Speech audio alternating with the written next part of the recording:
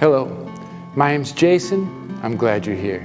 I'm a student of the Bible, a preacher, and this channel is a collection of my favorite breakthroughs, takeaways, and aha moments I've had through the years.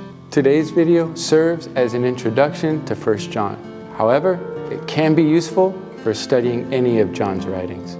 So let's get started with 1 John 1 through 4.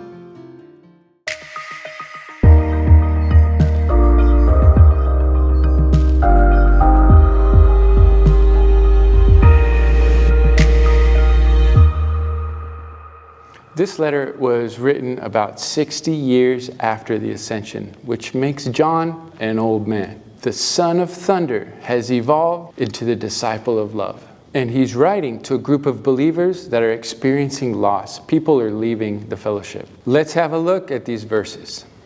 An old Bible study technique comes in handy here. That is looking for repetition.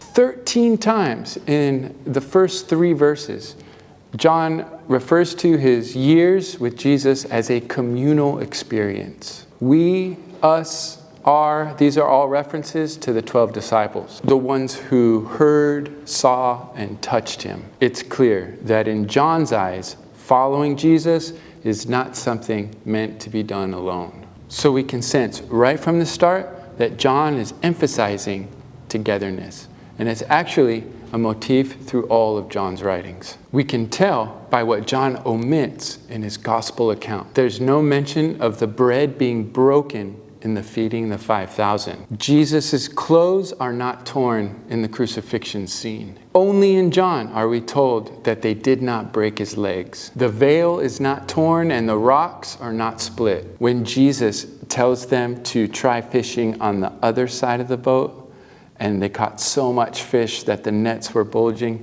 John's careful to tell us that the net did not tear. Once you see this motif in John's writings, it really just pops up everywhere. It's in his DNA. It's in his calling.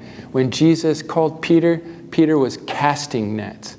When Jesus called John, he was mending them. John is obsessed with togetherness to the point where he omits all that is broken or torn. So when word gets to him that people are leaving the fellowship in this community, he wants to fix it. For John, the kingdom is a net. And while most people are focused on casting, John is drawn to the holes, and his mission is mending, to keep those who are already caught from falling away. Verse 4 is the last line of the letter opening, and it's also a purpose statement. It seems as if John is missing something, because his joy needs to be completed. But wait a minute, he's heard, he's seen, he's touched Jesus with his hands.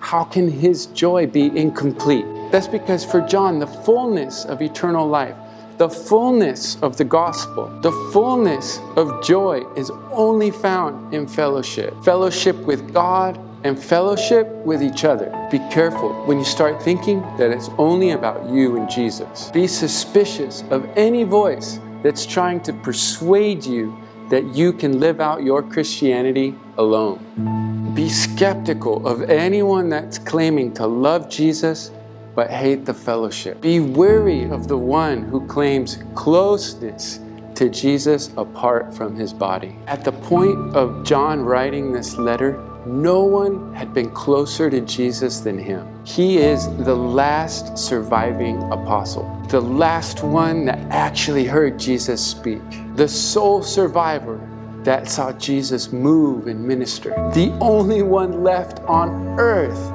that was close enough to Jesus that he could touch him. You guys, he touched Jesus.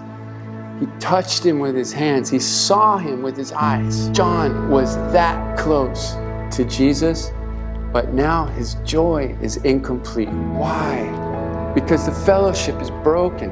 There's a hole in the net. And John knows that the only way to truly follow Jesus is in the context of community. And that'll preach.